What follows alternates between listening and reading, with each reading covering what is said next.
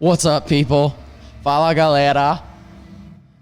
I'm here with this fine gentleman to my right. His name is Max Kolesne. He's from the mighty Krisiun. What's up, man? How's it going, dude? Nice talking to you, Brando. Yeah, it's good to see you again. Yeah. I'm so glad you guys are in town. Welcome back to Kansas City. Thank you. It's always a pleasure, honor to play here, man. Yeah, I'm back at Boulevard Nights, the easiest place for me to get an interview at, it appears. Yeah, man, I met you up in South Dakota last year when you guys toured with Revocation, and I was like, and that was the first time I'd ever seen you guys perform. Wow. And I was like, dude, I bet I can get an interview with that guy. He was so nice. So, man, you wanna get this done? Sure, man. Let's get this list out of the way.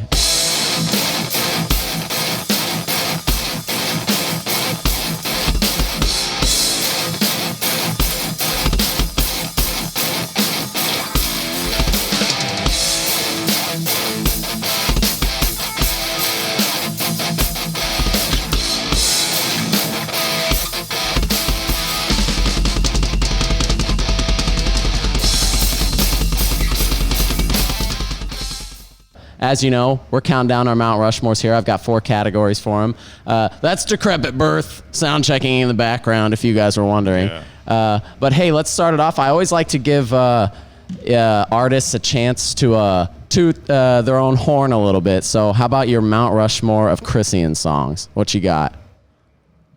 I'm really into the old stuff. I mean, I love the new stuff, but I love to play more the old stuff like Black Force Domain, Apocalyptic Revelation, Conquerors of Armageddon, and Serpent Messiah, which is the newest from the newest album, but it carries the the speed of the old stuff, So basically, that's what I most like to play. I like it. I love it, man. Straightforward songs, just like straight blast beats, like. Basically during the whole song. Yeah. Hey, there's nothing wrong with that. I mean, you've got this unique inhuman quality when playing like triplet blast beats. I can't fathom how you pull it off every night and for the last 30 years so accurately. Yeah, man. It's not an easy job, to play like extreme drums for so long, but I'm really focused. I'm happy to, to have the chance, stay healthy enough to play this kind of music and focus and still have fun, a lot of fun playing this kind of music from the heart, And it's very important to try to do something that you kind of created, something that people can hear what you're playing and they can tell it's you playing, To me, that's more important to be like very technical, very fast, or very anything, If you have your own style that people can identify what you're playing and then people can tell it's you, that's the main compliment you can ever have from your fans or listeners, anybody. Yeah, I totally agree. I love that. Well, let's. I feel like this next one might be like the hardest one of the list I've got for you because it feels wrong to only pick 4. But let's go with your Mount Rushmore of Brazilian metal records. Yeah, it's very hard because there's so many great stuff that I would like to say here. But I'll go first. Beneath the Remains. Yep. Sepultura. That's the album that changed my life. No forever. Surprise. I think it changed a lot of people's lives. Yeah, exactly. That's a classic, eternal. Second one, Brazil from Ratos de Porão. I know there are not many people here. I know they have a good following here in the States, but since they sing in Portuguese, they're not like touring here a lot. So, but they are one of the best Brazilian bands, whole history. They still kicking ass, still touring. They tour a lot in South America and Europe. They're big in Europe. So yeah. Ratos de Porão. If you don't know this band, RDP, the name of the album is Brazil. It's another album that changed my life. It came out at the same time of us, Beneath the Remains, kind of the same, 88, 89. And another one, it's Inri from Sarcophago, which is like one of the first brutal, fast black death metal albums ever released. Yeah. You know, they were like playing this raw, savage, wild black death metal back in the 80s, like 85, 86. You know, so the first time I listened That's to it, early, actually, I was too. like too young to understand what was going on. It took me some time. I was, you know, getting into like a old school thrash death, like Celtic Frost, Possessed, Venom, Slayer, you know, all the. To then later understand what these guys were trying to do, you know, and I guess a lot of bands got inspired by Sarcophago, you know. A lot of bands that always mention Sarcophago as an influence, you know. Even like a Behemoth play a cover version. Yeah. And Sarcophago. I said 3 albums, right? So I That's have one 3, more. yeah. Yeah, and One then more. Annihilation from Rebellion, which are my friends.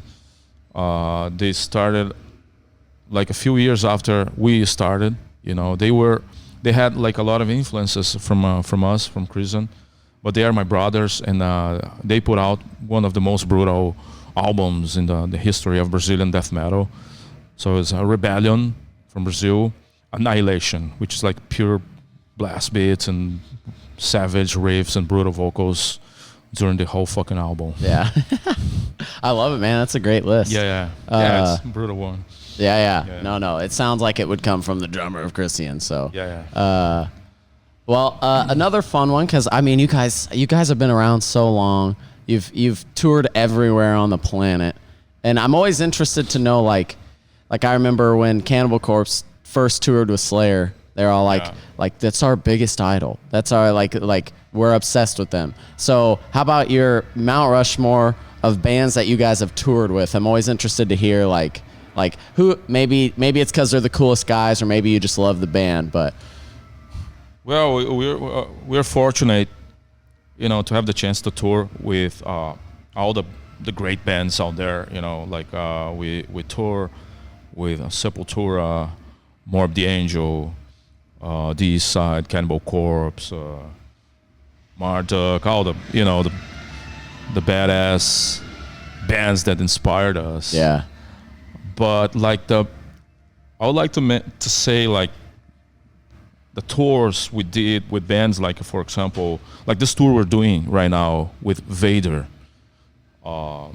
It's one of the best tours ever, because we're just like they're showing how humble they are, in a way, like we're sharing everything. We're sharing bus, we're sharing drum kit, we're sharing backline, everything. No rock star attitude, like you gotta set up, you know, front, whatever. I mean, nothing wrong with that, you know. Yeah. I mean, I like this kind of attitude when they know who we are and they respect us. Yeah. In that way. Like with Destruction, the same. We tour with them like 3 times maybe here in the States, 2 times in the States, and a few times in South America. Same thing, sharing everything. Just we're all the same, you know. I mean, they're much bigger. I mean, they're inspiration, you know, for us, of course, you know. But they show how much they respect us. Immolation, same thing, you know. So I would love to shout out these bands, you know, because they respect us in this level of saying like, oh, come on, man, you guys should not be here, you know. So that's it, man. Is that 3? Vader, Immolation, oh yeah, Destruction? Destruction. Is there another one you want to throw in? For whatever reason, it's your list, man. You don't have to. Yeah, as I said, man, I love all the bands we tour with. We always had a great time, you know. Like as I said, like the East Side, Morbid the Angel, Cannibal, Dark Funeral. Yeah, Dark Funeral. They're a good friend of us. Yeah. We have a very close relationship, mutual respect. So yeah, Dark Funeral for sure. Awesome. I love it, man. Yeah, man. Those are all, I mean, it's every time you guys are on a tour and we get to see you, it's always just a killer lineup. It never seems to be a bunch of like deathcore bands and stuff. So yeah, like this tour is fucking. No offense if you like amazing. deathcore, but like the tour we're doing right now, like Decrepit Birth, Vader and Krisiun is just like pure death metal. Such a good man. lineup. Yeah, and it's definitely a good thing when you have like a pack like this, that you bring out all the the real death metal fans, because some people are like death metal fans, like I'm not saying old school death metal fans or just like the traditional death metal fans. When there's like a show in town and there's only one death metal band in the pack, they might be I'm not sure if I'm going. So you have to drive like 2 hours. Exactly. But then when you have like a classic pack, like 3 or 4, like real death metal bands, and guys, man, I can drive 10 hours, but I want to see this fucking show. You can't miss it. Yeah. That's awesome, man. Well, I've got one more for you, and then we can get you out of here. It's kind of an early show tonight at Boulevard Nights. This is a nightclub, so they've got other stuff going on tonight. But let's round it out. When I met you in Sioux Falls last year, and we were talking about this a little bit, I feel like people who are into death metal sometimes only listen to death metal, and like a lot of death metal drummers, I hear it all the time, like guys who won't watch a drummer or listen to music if it doesn't have blast beats. And I thought it was so refreshing when I met you, and we talked about tons of drummers who don't play death metal. We talked about thrash and power metal and some prog drummers and stuff. So you're AC/DC drummer, man. Dude, I mean, he's inspired so many people. You know what I'm saying? He inspired me, man. So how about your Mount Rushmore of non-death metal drummers? First, my main influence, Dave Lombardo. Yeah. He's kind of... No surprise. Sometimes he's death metal drummer. Oh, sure. And he certainly influenced every so he death metal drummer, fast, double bass, and he hits blast beats from time to time. Blast beats to when he came back to Slayer. Yeah. The Christ Illusion. Yep. He plays some ta-ta-ta, So it's... But, he's not considered a death metal drummer. So Dave Lombardo. Achilles Priester, absolutely one of the most amazing drummers in the world. He also plays kind of death metal here and there, sometimes he's been he plays it's very like almost like thrash death, like heavy metal, thrash and death.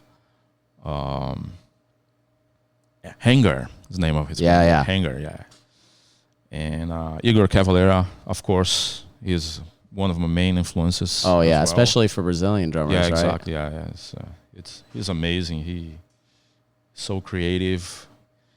He likes to challenge, whatever. Always goes in a different way. When people are like doing something, he came and he brought all this like Brazilian influences to thrash or heavy music, and so many people got influenced by what he did. In like Roots or Refuse, Resist. Yeah, Chaos AD. Chaos AD. Yeah, fuck yeah, man. And I think he's the man. He's so creative. I mean, for the late '80s and early '90s, like I don't know, like the skank beats he was playing at the time were just so fast. Exactly. He was so amazing doing like Beneath the Remains, Our Eyes. I'd say Our Eyes is like a mix between Beneath the Remains and Chaos AD. Like kind of he was still playing a lot of the thrash, fast stuff, but putting more like toms, and then Chaos AD, he came like completely something new. Yeah, and it seems so authentic for them to have introduced all the traditional Brazilian things they were throwing into the sound, so. They were so innovative and creative. Yeah. But that's 3. You got one more? So Neil Peart. Love it. Yeah, Such he's a the great god. answer. He's the god. I'm not afraid to admit I cried when I heard he passed away. Yeah, it like hurt my soul. Yeah, that was so sad, man. It hurt. Because this guy, he was a giant, a gentle giant. Yeah. Very intelligent, very talented, very everything, He used to write books and ride his bike he wrote, from show to show. Yeah. He wrote all of the lyrics for Rush's catalog. Lyrics, all of them. And he was a perfect drumming, like not only technical but very creative. Yeah. When he had to go simple, he would go simple. When he everything he did was very creative. Even like the most complicated fills and beats was always tasty and with a lot of feeling, a lot of vibe from the heart, straight from the heart. Straight from the heart. Straight from the heart, exactly. Yeah. Yeah. So Newpert's like I still listen to Rush so much, of man. course, all the time, man. I mean, I still feel a little bit sad when I listen. Like Moises, my brother, the guitar player, he said that when he listened to Pantera, for example, he gets a little bit sad because the way Dimebag was killed, it's so sad. So he got kind of sad when he listened. I know. And same with Rush, man. Every time I listen to it, man, fuck, man. But I guess those guys are immortal. Yeah, absolutely. Their music will live forever, and their the drumming, guitar playing, or their voices will be like echo in eternity. Absolutely. Well, here's proof that you don't only have to listen to blast beats if you're into death metal. Man. There's so much good stuff out there. Exactly, man. If you listen, if you play death metal, of course you have to listen to death metal drummers and learn. But if you listen to other drummers that play different styles, whatever, from rock and roll to traditional heavy metal or a thrash metal or groovy stuff, you can be more creative and create your own way to play death metal. Because if you only listen to death metal drummers, maybe sometimes you're gonna be too similar to the other guys. And especially when you listen to the albums, a lot of the albums you hear like sometimes feels like it's the same drummer playing. Yeah. Because of the technology and stuff, But if you manage to have something different here and there, people will listen to you and they might know that it's you playing. Yeah. Well, man, thanks for letting me interview you. Thanks for coming down. Thank you, brother. Thank you. Sorry, I'm as I said before, I'm really tired. I've been touring, playing every day, no days off, so that I look tired here, but for the show, I'll be ready for sure. You're just a lion. You're saving your energy. Exactly. For the show. I think it's like a natural process, man. During the day, you just feel like this because you need to recharge the batteries and get the energy. So when you play, you're gonna deliver. Yeah. Well, hey, thanks for checking this episode out. If you haven't been listening to Krisiun, you're missing out. They've got 73 albums that you can go back and listen to. And man, good luck with the rest of the tour. Thank you, Brando. Thank you. Thank you so much, brother. Catch you guys on the next episode of Mount Rushmore.